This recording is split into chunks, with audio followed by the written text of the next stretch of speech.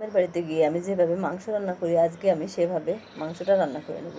প্রথমে কিছু আলু ভেজে নিয়েছি আর পেঁয়াজ বেরেস্তা করে বেটে নিয়েছি, কিছু জিরা ভেজে বেটে নিয়েছি।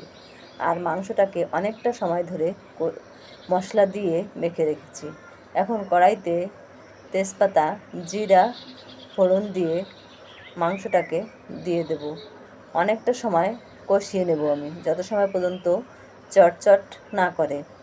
এরপরে আমি দিয়ে দেবো গরম জল, আর একটু জার উঠলে দিয়ে দেবো আলুগুলো।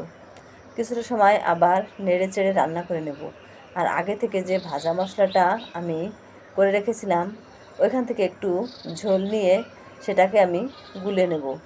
এরপর দিয়ে দেব 1 চা চামচ গরম মশলা গুঁড়া।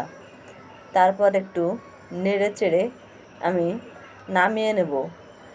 আপনারা তেমন কোনো ঝামেলা ছাড়া এভাবে একবার খেয়ে দেখবেন, মাংসটা কিন্তু সত্যি অনেক মজার হয়। ধন্যবাদ সকলকে, ভালো থাকবেন।